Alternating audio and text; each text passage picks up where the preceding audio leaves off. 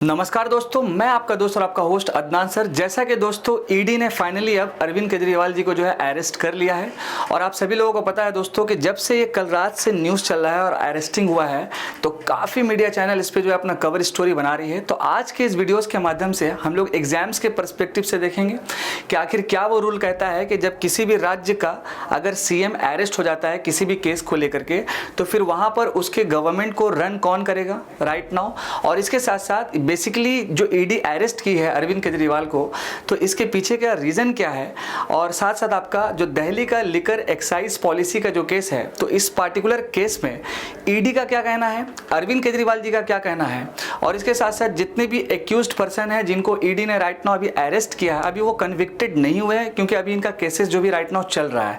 तो ईडी के अकॉर्डिंग जो अरेस्टिंग हुआ है तो इस पर कौन सा केसेस लगा हुआ है और वो कौन सा कानून या लॉ है जिसके थ्रू जो है बेल भी नहीं मिल रहा है दोस्तों। तो इन्हीं सारी चीज़ों को एंगल को बिल्कुल विस्तार में सीक्वेंस में टाइमलाइंस के थ्रू चलेंगे।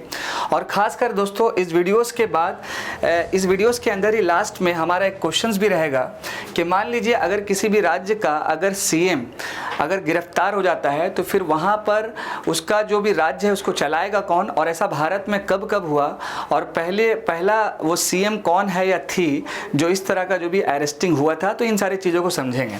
तो बेसिकली दोस्तों आप देख सकते हैं कि एनफोर्समेंट डायरेक्टरेट ने जैसे ही अरेस्ट किया केजरीवाल जी को, तो आप सभी लोगों को याद होगा दोस्तों कि 16 मार्च 2024 को आपका बीआरएस पार्टी की जो एक पूर्व एमपी थी जिनका नाम था के कविता, के कविता, तो इनको भी जो है ईडी ने 16 मार्च को जो है अरेस्ट किया था तेलंगाना यानी कि हैदराबाद से। यहाँ पर आपको दिख रहा होगा। तो अभी खबर के मुताबिक ये भी मिला है अभी कि इन्होंने भी जो है आपका ईडी जो इनको अरेस्ट की है तो सुप्रीम कोर्ट में इन्होंने भी जो है आपका मूव किया है अपने अरेस्ट को लेकर के ओवरऑल दोस्तों। तो अब सवाल यहाँ पर है कि ये जो के कविता जी हैं अब इनका एंगल क्या है। बिकॉज देखिए एक तरफ दिल्ली और एक तरफ आ गया हैदराबाद बोले तो साउथ। तो अब ये साउथ का एंगल क्या है, तो इन चीज़ों को भी थोड़ा सा देखा जाएगा। लेकिन एक इम्पॉर्टेंट चीज़ और क्या है दोस्तों कि आज ही के दिन ठीक 22 मार्च को अरविंद केजरीवाल जी का जो सनसनी मचा पूरे भारत में, तो इसके रिगार्डिंग तत्काल में जो है दोस्तों आपका कि एक बेंच बनाया गया है सुप्रीम कोर्ट में जस्टिस संजीव खन्ना जी का, जो टुडे आज ही के दिन जो है इनका केस को जो है सुना जाएगा ओवरऑल। और अगर हम बात करें दिल्ली के एजुकेशन मिनिस्टर का, तो आतिशी जी है, तो उन्होंने भी जो है एक्स पे ट्वीट किया और इनके रिगार्डिंग जो भी अपडेट दिया गया कि हम लोग जल्द से जल्द जो है सुप्रीम कोर्ट पे जाएंगे इस पार्टिकुलर अरेस्टिंग के खिलाफ, और साथ साथ जो है हम लोग आज का जो है हेयरिंग लेंगे। तो सीजीआई ने भी जो है भारत में वो आश्वासन दे दिया है अरविंद केजरीवाल का जो अरेस्टिंग हुआ है तो इसके रिगार्डिंग जो है तत्काल वर्ष में जो है आज ही के दिन सुनवाई होगा। तो ये एक देख सकते हैं कि आगे चल के अभी क्या होता है।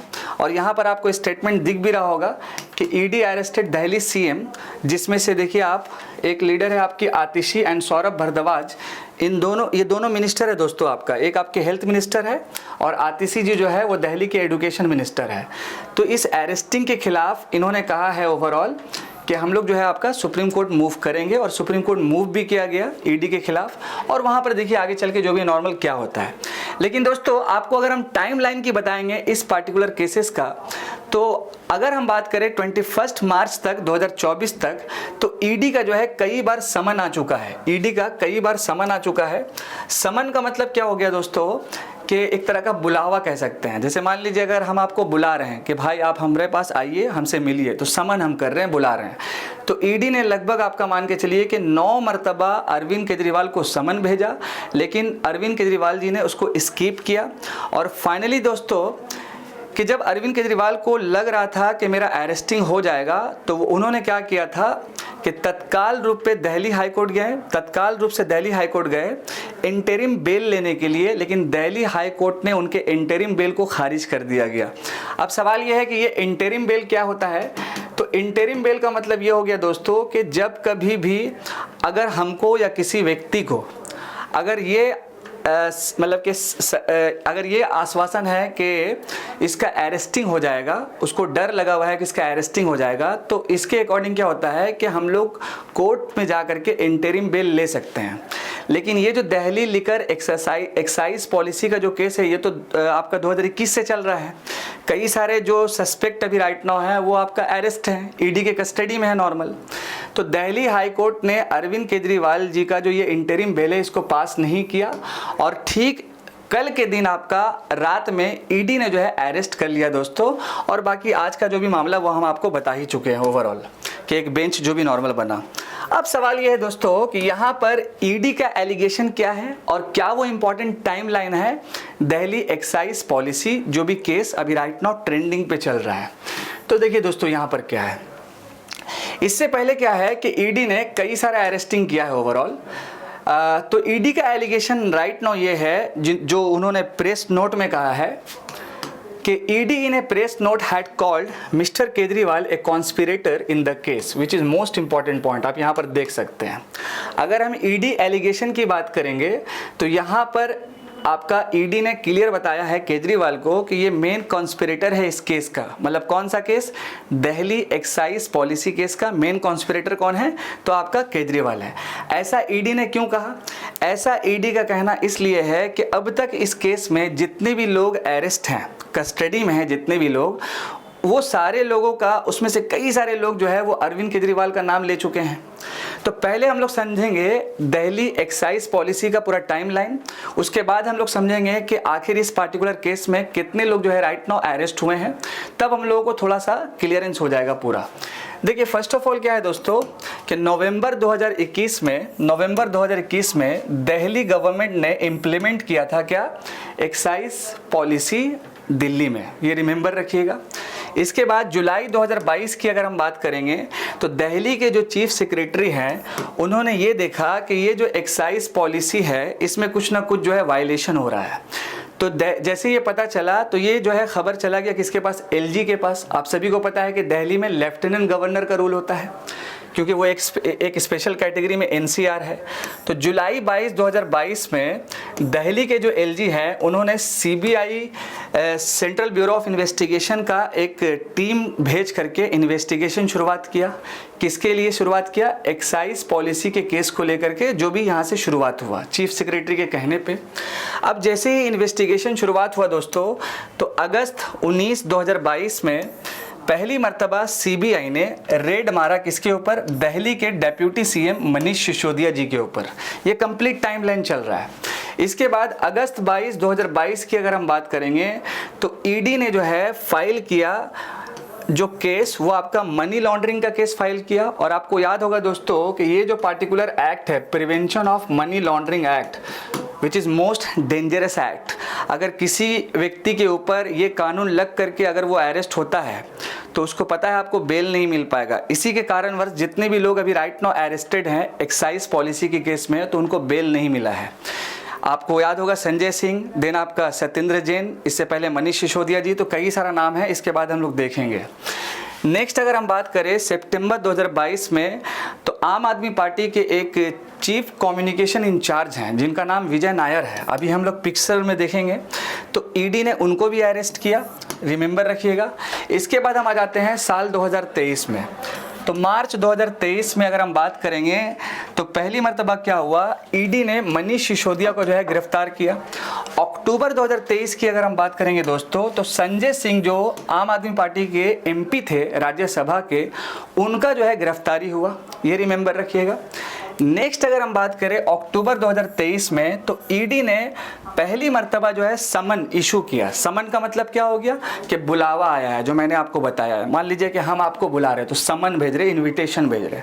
तो पहली मर्तबा ईडी ने जो समन भेजा है दोस्तों, वो आपका अरविंद केजरीवाल यानी कि दिल्ली के सीएम को भेजा। कब भेजा, तो आप देख सकते हैं साल 2023 में, ठीक है। इसके बाद आपका दोस्तों 16 मार्च 2024 को जो मैंने बताया, तो के कविता का नाम बताया, जो आपकी बीआरएस पार्टी की जो है एमपी है, जो हैदराबाद से बिलोंग करती है, जिनका 16 मार्च को अरेस्टिंग हुआ। और मैंने यहाँ पर आपको दिखाया भी था, ये है आपका के कविता जी। और आपको पता है कि आफ्टर 2 डेज के बाद फिर ये सुप्रीम कोर्ट की तरफ मूव की, ये भी एंगल मैंने आपको शो कर दिया। मार्च 2021-2024 को अरविंद केजरीवाल जी के पास 9th नंबर का जो है समन आया और वो हाजिर नहीं हुए और उन्होंने इंटरिम बेल लेने के लिए कहा गया दोस्तों, तो दिल्ली गए, लेकिन दिल्ली हाई कोर्ट उनका बेल को खारिज कर दिया और फिर फाइनली 21 मार्च को रात में ईडी ने अरविंद केजरीवाल को अरेस्ट कर लिया। और मैंने यहाँ पर आपको बताया कि आज ही के दिन संजीव खन्ना जी का एक बेंच बना है जो इस केस का सुनवाई करेगी तत्काल रूप पे। तो यहाँ तक था पूरा कंप्लीट टाइमलाइन दोस्तों। अब आते हैं हम इस पार्टिकुलर इवेंट्स में जो भी ईडी का एलिगेशन है और रियल जो कॉन्स्पिरेटर है और इससे पहले जितनी भी अरेस्टिंग हुई है तो उनके ऊपर थोड़ा सा बात कर लेते हैं। देखिए, फर्स्ट ऑफ ऑल दोस्तों, आपको स्क्रीन पे दिखेगा के कविता जी, ये बीआरएस के लीडर है, ठीक है, जिनका 16 मार्च को अरेस्टिंग हुआ और उसके बाद ये कहाँ चली गई, ये सुप्रीम कोर्ट में मूव की है। अगर हम बात करेंगे, ये दिल्ली के डेप्यूटी सीएम है मनीष सिसोदिया जी, जिनको बहुत पहले ही अरेस्ट इनका हुआ है, टाइमलाइंस में मैंने ऑलरेडी आपको शो किया। अरविंद केजरीवाल जी जो दिल्ली के सीएम हैं, जिनको कल रात अरेस्ट किया गया था, तो यहाँ पर क्या बताया गया कि ये जो है इस केस में रियल कॉन्स्पिरेटर हैं। मतलब अब तक जो भी लोग अरेस्ट हुए हैं तो कहीं ना कहीं इनका जो कनेक्शन वो अरविंद केजरीवाल से जुड़ रहा है। और बेसिकली इस पार्टिकुलर केस में साउथ लॉबी का बात किया गया। तो साउथ लॉबी क्या होता है वो भी हम लोग डिस्कस करेंगे दोस्तों। इसके बाद Satyendra Jain ji, ex health minister in Delhi, इनको बहुत पहले अरेस्ट किया गया। संजय सिंह का मैंने नाम लिया आपको, जो एमपी थे राज्यसभा के, इनको भी अरेस्ट किया गया। और अब हम आ जाते हैं आम आदमी पार्टी का जो चीफ कम्युनिकेशन इंचार्ज विजय नायर। ये जो एंगल आप देख रहे हैं ना विजय नायर का, यही जो एंगल है आपका एक रियल कॉन्स्पिरेटर ये भी बन रहा है दोस्तों। मतलब काफ़ी बार ये भी बताया जा रहा है कि विजय नायर और एक कंपनी है इंडो स्पिरिट और अरविंद केजरीवाल, इनका एक ट्रायंगुलर है। तो उन ट्रायंगल को हम लोग समझते हैं दोस्तों। देखिए, फर्स्ट ऑफ ऑल मैंने ऑलरेडी विस्तार से आपको बताया हर एक चीज़ का, और यहाँ पर एक एंगल जो था वो आपका बीआरएस पार्टी की जो लीडर है के कविता का। तो पहला जो एंगल हम लोग समझेंगे दोस्तों, वो समझेंगे क्या, आखिर जो हैदराबाद में के कविता है और दिल्ली के जो सीएम हैं, इनका आखिर कनेक्शन कैसे हो गया इस पार्टिकुलर लिकर केस में। तो देखिए, समझेंगे क्या है मामला। देखिए दोस्तों, क्या है कि हैदराबाद के कई सारे बिजनेसमैन हैं, ठीक है ना, जो स्पिरिट का वर्क करते हैं, स्पिरिट का बिजनेस करते हैं, मतलब शराब का बिजनेस करते हैं। ये पॉइंट याद रखिएगा। तो के कविता जी जो है ये बीआरएस की लीडर है। तो इन्होंने मान लीजिए संपर्क किया, अभी तक का जो स्टेटमेंट हम उसके अकॉर्डिंग चल रहे हैं, ठीक है, हम अपना पॉइंट ऑफ व्यू नहीं रख रहे हैं, जो चल रहा है मामला उसी के अकॉर्डिंग चल रहा है। तो इन्होंने जो है संपर्क किया दिल्ली के सीएम से। तो यहाँ पर जो बताया जा रहा है ईडी की तरफ से, तो यहाँ पर यह बताया जा रहा है कि इस पार्टिकुलर संपर्क में ये था कि अगर मान लीजिए अरविंद केजरीवाल जी लिकर का पूरा जो मतलब के बिजनेस अगर आप हैदराबाद में देते हैं बिजनेसमैन को, तो यहाँ पर क्या होगा, आप यहाँ पर क्लियर देख सकते हैं कि the alleged conspiracy involve making a policy that would benefit a liquor lobby from southern India which the ED had called the south lobby. ठीक है, पॉइंट समझिएगा। In return the south lobby would give ₹100 crore to the AAP. मतलब आप clear समझ गए। अगर दिल्ली से मान लीजिए प्रोजेक्ट ये हैदराबाद में मिलता है और हैदराबाद के जो बिजनेसमैन है अगर उनको ये प्रोजेक्ट मिल जाता है शराब वाला, शराब जो भी बिजनेस का शराब का मामला वाला, तो यहाँ पर क्या होगा कि हैदराबाद के जो बिजनेसमैन हैं वो क्लियर 100 करोड़ रुपए किसको देंगे आपको, तो ये अरविंद केजरीवाल मतलब कि आम आदमी पार्टी को दिया जाएगा। ये कहना है आपका ईडी का, ये रिमेंबर रखिएगा। तो साउथ लॉबी यही है दोस्तों, यहाँ पर ये पॉइंट रिमेंबर रखिएगा। इसके साथ साथ एक और पॉइंट, राघव मकुंडा नाम के एक व्यक्ति हैं जो पहले एक्यूज्ड हैं साउथ लॉबी के, और वो एक तरह का विटनेस भी हैं, तो कई बार इन्होंने भी नाम लिया है। दूसरा बात, इन्होंने ये कहा है कि मेरे जो फादर हैं जो YSR कांग्रेस पार्टी से MP हैं, तो अरविंद केजरीवाल के रिगार्डिंग और स्पेशली लिकर पॉलिसी के रिगार्डिंग कई सारी बातों को जानते हैं। तो मेरे पापा से अगर आप संपर्क कीजिएगा तो कई सारी चीज़ें और जो है वो डिटेल्स में मिल सकता है। देखिए चीज़ों को समझिए। हैदराबाद का बिजनेसमैन है, हैदराबाद का जो बिजनेसमैन है उसका कनेक्शन वहाँ के एमपी से है, मतलब वहाँ का जो प्रेजेंट पार्टी होगा उस वक्त बीआरएस पार्टी, उसमें एक एमपी है के कविता हैदराबाद की जो इसमें इन्वॉल्व है। इसके बाद ये जो पार्टिकुलर जो लिकर रहेगा शराब वो कहाँ पे जाएगा दोस्तों, हैदराबाद से, तो हैदराबाद से दिल्ली जाएगा। तो दिल्ली में कौन सी पार्टी है, तो आम आदमी पार्टी है। इन दोनों के बीच में डील क्या हुआ है दोस्तों, डील यही हुआ है कि अगर हैदराबाद से दिल्ली प्रोजेक्ट जाता है और दिल्ली से मान लीजिए खरीदते हैं हम लोग शराब को, तो 100 करोड़ रुपया हम लोगों को दिया जाएगा, जो यहाँ पर कहना है दोस्तों ओवरऑल। और इसके पहले एक्यूज कौन है, तो राघव मगुंडा जी, जो मैंने आपको शो कर दिया। अब हम समझेंगे विजय नायर का क्या एंगल है, और साथ साथ विजय नायर का जो एंगल है और रियल जो कॉन्स्पिरेटर है, ये मामला हम लोग थोड़ा सा समझेंगे ओवरऑल। अब यहाँ पर देखिए दोस्तों, फर्स्ट ऑफ ऑल कि mister Kejriwal name had appeared in the statement of some accused, जो मैंने ऑलरेडी बताया, ये सब ईडी का स्टेटमेंट है, रिमेंबर रखिएगा। और उनके कई सारे जो विटनेसेस हैं उन्होंने भी जो है अरविंद केजरीवाल जी के बारे में कई सारा एंगल जो है डिस्कस किया दोस्तों। इसके साथ साथ एक बार क्या हुआ था, ये जो विजय नायर आप देख रहे हैं ना, देखिए विजय नायर यहाँ पर है। अब यहाँ पर देखिए क्या मामला है, एक एंगल, दो एंगल और ये तीसरा एंगल है। ये तीनों एंगल को हम आपको जोड़ेंगे। एक बार क्या हुआ कि विजय नायर जो है ये आम आदमी पार्टी के कौन है, कम्युनिकेशन इंचार्ज है। विजय नायर जी जो है एक बिजनेसमैन से संपर्क करते हैं। वो बिजनेसमैन कौन है, वो इंडो स्पिरिट जो कंपनी है उसके जो ऑनर है आप देख सकते हैं समीर महेंद्रू जी। तो इनका जो है कॉन्टेक्ट किससे होता है, इंडो स्पिरिट कंपनी से होता है। तो विजय नायर जो है वो इंडो स्पिरिट के मालिक समीर महेंद्रू से बात करते हैं रिगार्डिंग एक्साइज पॉलिसी और साथ साथ लिकर के बारे में बात करते हैं। तो जब इन दोनों का बात नहीं बनता है तो अरविंद केजरीवाल जो है फिर आपका वीडियो कॉल में बात करते हैं किससे, देखिए यहाँ पर वीडियो कॉल में बात करते हैं किससे दोस्तों, तो आपका महेंद्रू से, और मिस्टर केजरीवाल जी का वीडियो कॉल में बात होता है। ये वीडियो कॉल में बात कौन करवाता है, तो विजय नायर करवाता है। ऐसा पूरा मतलब कि स्टेटमेंट दिया गया है। आप आई होप थोड़ा थोड़ा समझ रहे होंगे। तो अरविंद केजरीवाल जी का जो बात होता है वो इंडो स्पिरिट के मालिक उनसे, और अरविंद केजरीवाल से वीडियो कॉल पे बात होता है। बात करवाता कौन है, तो विजय नायर करवाता है। विजय नायर कौन है, तो ये आपका कम्युनिकेशन इंचार्ज है आम आदमी पार्टी का। और अरविंद केजरीवाल जी यहाँ पर एक छोटा सा स्टेटमेंट देते हैं कि मेरा ही बच्चा है, देखिए यहाँ लिखा हुआ है मेरा ही बच्चा है, तो उस पर आप ट्रस्ट कीजिए, जो भी है मामला वो सल्टा दीजिए। ऐसा नॉर्मल ईडी का कहना है ओवरऑल दोस्तों। तो बेसिकली यहाँ तक जो मामला है दोस्तों, ये आपका लिकर पॉलिसी का जो भी केस चल रहा है राइट नाउ, जिसमें कई सारे लोग अरेस्ट हुए, रिमेंबर रखिएगा, अभी कन्विक्टेड नहीं हुए। कन्विक्टेड का मतलब हो गया कि उनका सजा सिद्ध हो गया, मतलब वो अब सजा साबित हो गया, प्रूफ हो गया। अब उनको जो भी सजा मिलेगा वो जो मिलना है मिलेगा। अभी ओनली अरेस्ट हुआ है, ये रिमेंबर रखिएगा।